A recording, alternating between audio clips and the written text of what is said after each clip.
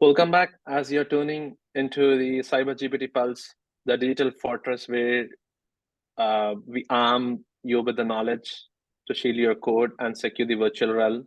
So I'm your host, Muhammad Ilyas. I'm your co-host Amiruddin. So today we are diving into the crucial uh, the crucial part of cybersecurity, which is known as an application security, commonly known as an AppSec. So which encompasses the strategies and practices aimed to safeguarding software applications against security threats and vulnerabilities.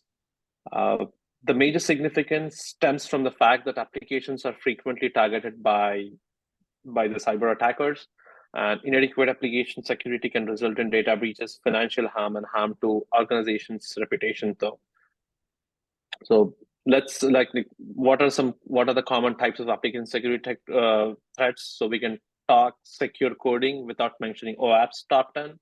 So it's like the 10 commandments of AppSec. So detailing the most security risks into the web application techniques.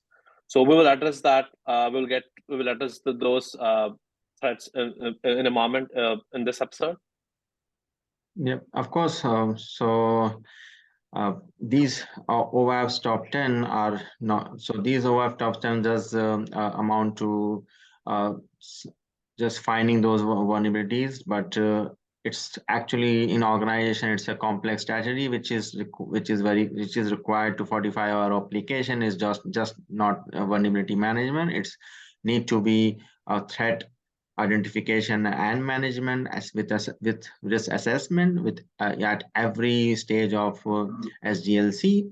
So organization in the organization where if we start from the security point of app security point of view, then it's usually the reviewing of code which for these vulnerabilities and using the automated testing tools does help from static analysis and dynamic scanning, sometimes open source dependency scanning using SCA, as well as having educational training of the developer does is always a necessary crucial step for initial stages of application security at every organization.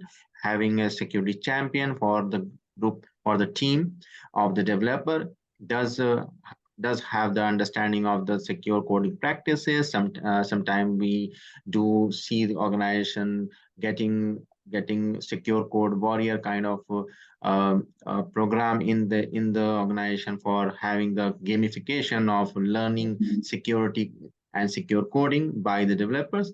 These essentially help when we when security finally get into the application security talks with developer and make them understand why they require input validation for the sanitization of various input data to prevent injection attack, as well as when API security is also talked about. Basically, leakage of client secret and client ID is one of the common issue which we see in our own pipeline. So that for that also, it's having security training does boost up the program. Well, that's spot on, Amir. Definitely, the AppSec starts with the secure coding practices. So we are talking about principles like input validation, output encoding, and the principles of the least privilege technique. So this coding with an anticipation is a cyber sage. Definitely, for let's say like developers gets a lot of criticism for writing insecure code, but application security professionals, on the other hand, need to take much of responsibility for coding failures and vulnerabilities. So rather than just focusing on teaching developers complex security models or rely exclusively on security tools, the AppSec experts should work to codify the best practices and documentations. The consequences of not following those recommendations might create a loophole for our own security professions.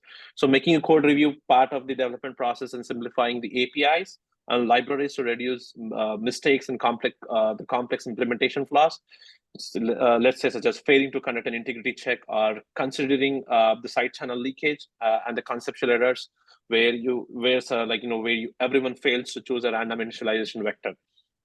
So by having these cyclic were the most common issues, the failing to implement certain security features, choosing an insecure library or encryption algorithm, making these simple mistakes are less likely to happen. Yep. So, yeah, that's exactly. And also, we can't talk about security vulnerabilities as well as various practices like the complex implementation flaws without talking about what is the maturity level of a AppSec program in an organization. Sometimes the organization is already having a static tool in their own environment, and they are looking to uh, move forward on a higher secure maturity. There might be any reason, maybe a interesting attack has been uh, occur, or just found out some reputational damage has been done. So essentially, the trio of security testing is should be ideally there from SAS, DAS, and DAS, essentially probing the running code, and interactive application security testing. Uh, these combine the element of both, giving the real-time assessment of application vulnerabilities. So it's essentially helps into providing the essential ecosystem of security testing. Yeah, so like as those vulnerabilities are a real Pandora's box actually. So taking like let's take a SQL injection. So a single misplaced quote in a query can crack the entire code that breaks the dam. So the SQL in the SQL injection, attackers exploit vulnerabilities to manipulate a database query. Similarly, for the cross-site scripting, the CSR, the unauthorized actions are taken on behalf of an authenticated user, which is part of the CSRF, the cross-site request forgery. So then, in the similar fashion, the authentication and session management issues are always on the side. So where weak authentication methods and insecure session handling are these days rising on top of the security issues. So then again, the malicious code execution during the deserialization of data, which is called as insecure deserialization. So these are some like sensitive data exposure, inadequate protections of sensitive information like passwords, credit card data, social security numbers. So all this data needs to be adequately protected in such a way, like vaulting, have a proper vaulting technologies in place can secure most of the AppSec features. Of course. And so uh, these are essentially the main vulnerabilities which comes across in any pipeline, and essentially are the silent assassin of AppSec world. Uh, so you can always pick one of these vulnerabilities having higher impact from OWASP 2013 to 2000, coming 2021. We have seen a evolution of the severity or the ranking of these vulnerabilities, and recently, because of the whole pipeline and the automation of the code in system, we are seeing the main culprit is security misconfiguration, essentially another human error, improperly configuring the setting and exposing the vulnerabilities by mistake.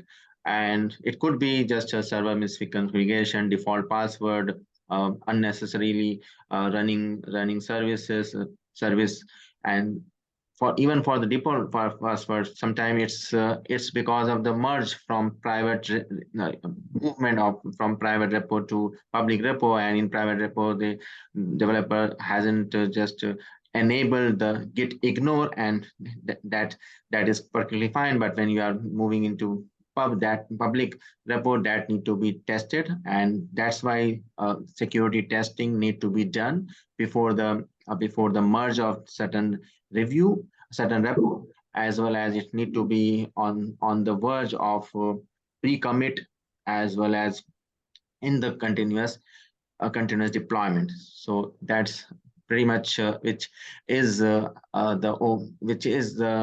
which these exploit has a devastating effect, and curtailing them need to be the goal of AppSec. Correct, but and also let's not overlook the human element.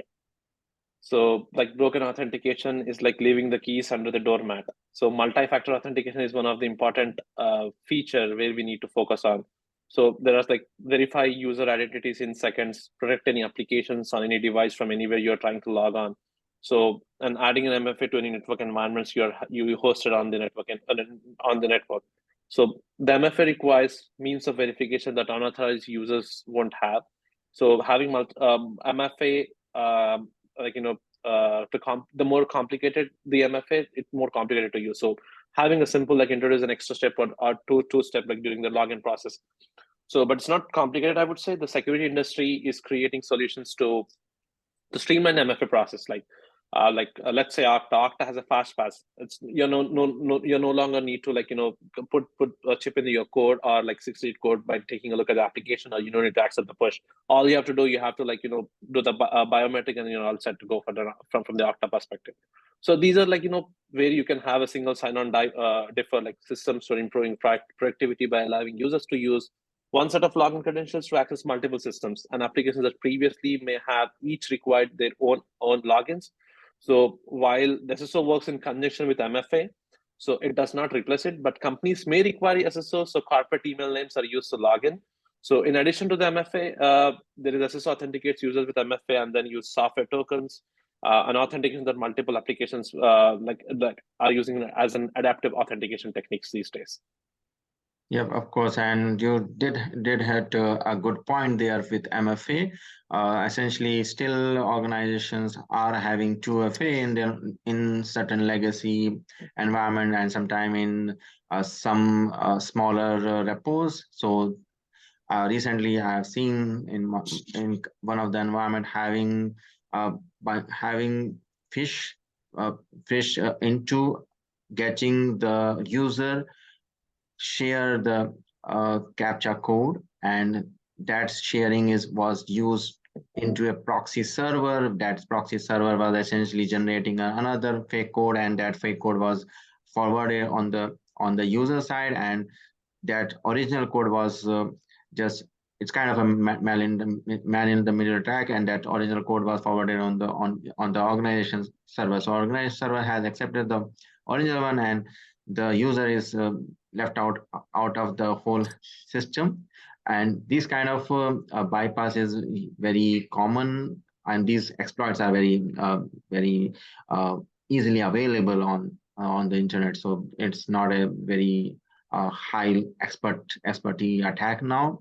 It's not anymore. So MFA need to be a must even for any environment which is just for the internal user or just for internal application. That also should be having MFA integrated with SSO. Well, absolutely. Now, securing software is it not? Isn't just about the defense. So it's all about the trust you build with. You are building a relationship with the user, which is based on respect for their privacy and security. So there are further applications which depend on third-party libraries and components too. So which also needs to be secured. So keeping these dependencies up to date and monitoring for vulnerabilities is part of the application security, definitely. So, and also if we keep an eye on the libraries, there are many libraries which developers use to develop software depends in turn into their libraries section. So which means most of the code deployed in the production these days consists of third-party dependencies. Yeah. Meaning this makes security an even bigger concern. So as these relationships could create large chain of dependencies which might have vulnerabilities in your system, there is a point of failure which needs to be noted. So which can be eliminated too by regularly and thoroughly scanning an application source code repository. So whenever the new code contributes to the repository, the deployment pipeline. So as part of vulnerability dependencies, you need to include the updated release versions then and there.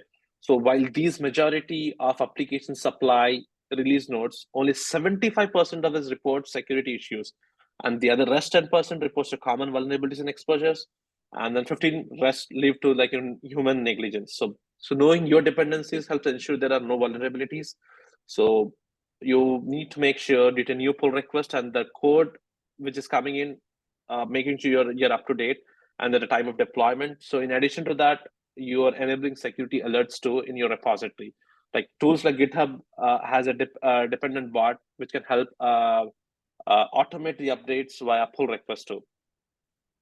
Yeah, of course. And yeah, so for this third-party dependency or integration of third-party libraries does increase the attack surface with supply chain. So uh, essentially one of the OWASP top 10 is recently recategorized as using component with known vulnerabilities, which essentially is recall part to build a spaceship. You can say that, and it's not going well. So that's where dependabot like SCA comes into play, and ensuring the component you use aren't going to compromise the mission. So, and with that, we have to also keep in mind that on for various although SCA is available for the various repos like GitHub, but sometimes it's not always the case when we can scan. We can have the SCA dependence.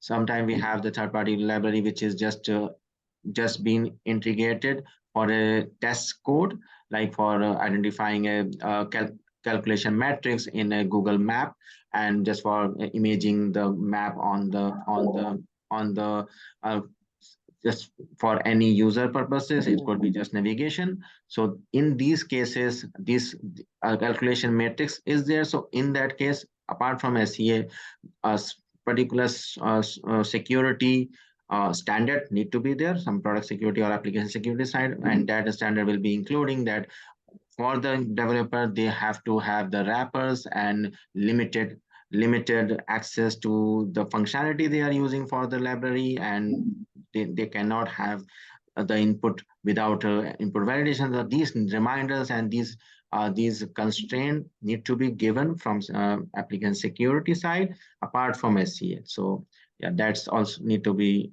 kept in mind. Correct. And also, that's a valid point you brought it up. Definitely. So, addressing security in the design phase is one of the crucial thing. So, it just isn't just a best practice. I would say it's a cost-effective technique. So, have you Mm. ever thought about the cost point of view for a second? No, that's going to impact a lot from the security perspective. So, it's all about building the security into your CI/CD pipeline. Yeah. So, Yeah. let's say continuous integration, continuous deployment for the unintended, like when you have continuous testing and security automation in place, the automated testing frameworks helps quality assurance engineers define, and you can execute the various tasks that can help development teams know whether software build pass or fail. So, Yeah. so these functionality tests can develop at the end of every sprint or aggregated into the regression test of the entire application you're trying to build. Again, the regression test informs the team whether the code changed to be the state of the code is changed to fail, or you need to have it develop across the functional areas of application where there are test coverages. So I would say the best practice is to enable the required developers to run all the subset of regression tests in the local environment variable.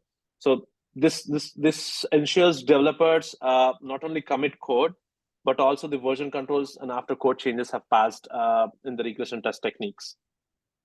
Yep. And so, yeah, you have rightly touched the point of CI/CD pipeline and are quite spot on that.